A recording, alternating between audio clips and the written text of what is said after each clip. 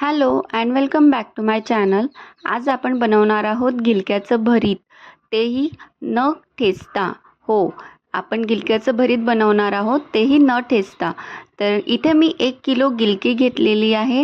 ही थोडीशी मीडियम आकाराची गिलकी आहे, जास्त जाड नाही आहे आणि जास्त बारीकसुद्धा नाही आहे. तर मी इथे यांना स्वच्छ धुवून घेतलेलं आहे. त्याचं मागचं पुढचं टोक काढून मी यांना अशा चकतीमध्ये कापून घेतलं आहे. जवळपास अर्धा इंच ही जाड चकती आहे. तुम्हाला अजून बारीक करायचं असेल किंवा 4 काप करून बारीक करायचं असेल तुम्ही करू शकतात. आता इथे मला आहे ना ठेचा बनवायचा आहे. ह्यावेळेस मी ठेचा बनवताना मिरच्या भाजत वगैरे नाही आहे. तर मी इथं थोडंसं लसूण घेतला आहे, थोड्याशा मिरच्या घेतल्या आहेत आणि त्यांचा हा ठेचा बनवून घेतला आहे. तुमच्याकडे जर ठेच्यामध्ये अजून काही घालत असतील तर तुम्ही ते सुद्धा बारीक करू शकता.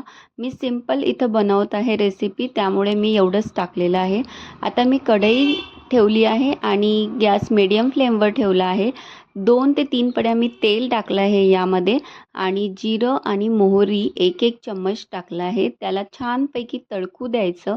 थोडासा कढीपत्ता घालायचा. इथे माझ्याकडे हिरवा कढीपत्ता नव्हता, सुकलेला कढीपत्ता मी ठेवते, त्यामुळे मी सुकलेला कढीपत्ता घालून याला छानपैकी होऊ दिलं आणि मूठ भरून शेंगदाणे घातले. भरतामध्ये शेंगदाणे हवेच, त्यामुळे शेंगदाणे तर गरजेचे असतातच. यांना छानपैकी ब्राऊन कलर येईपर्यंत होऊ द्यायचं आणि मग नंतर आपण जो पेस्ट बनवली आहे ठेच्याची ती आपण यात घालून घेऊया आणि 1 मिनटं याला छानपैकी परतवून घेऊया.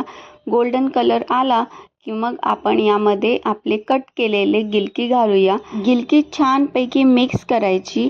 जर ठेचा खाली राहिला तर तो जळून जातो, त्यामुळे सावकाश व्यवस्थित याला मिक्स करून घ्यायचं खालती वरती. 1 मिनटं याला छान वाफ येऊ द्यायची. त्या तेलामध्ये ही जी गिलकी आहे ती छानपैकी होऊ द्यायची. गॅस थोडा कमीच ठेवायचा आणि मग नंतर थोडंसं मीठ घालायचं.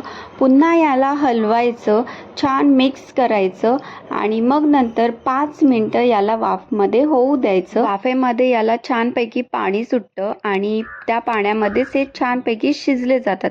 त्यामुळे आपल्याला हे हलवत राहायचं आहे थोड्या मिनिटाने. आणि बघा, एकदाचं पाणी सुटलं ना की चमच्याने किंवा सराट्याने आपण कुस्करू शकतात इझिली. आपल्याला सेपरेटली ठेचायची गरज पडत नाही आणि जास्त पण कुस्करायची गरज नाही. तुम्ही पावभाजी कुस्करतात त्याच्याने पण कुस्करलं तरी चालेल. अशा प्रकारे इझी आहे ही रेसिपी. आणि गिलकी जी आहे, गिलक्याचं भरीत जाडसरच छान लागतं. बारीक जसं आपण वांग्याचं बनवतो पूर्ण ठेचून, तसं ते अजिबात चांगलं लागत नाही. तुम्ही असं भरीत ट्राय करून बघा. शेवटी थोडंसं मीठ घाला आणि व्यवस्थित याला मिक्स होऊ द्या. याची वाफ पूर्ण होईल आणि पाणी पूर्ण जाईल इथपर्यंत आपण याला शिजवून घेऊया. नंतर आपण कोथिंबीर घालूया आणि 1-2 मिनटं कोथिंबीरची जी टेस्ट आहे ती भरतामध्ये उतरली आणि आपलं पाणी नाहीसं झालं की आपलं जे भरीत आहे ते रेडी आहे. तर तुम्ही ही रेसिपी जरूर ट्राय करा. यात ठेचायची आणि जास्त मेहनतीची गरज नाही आहे. तुम्ही ट्राय करा. थँक्यू.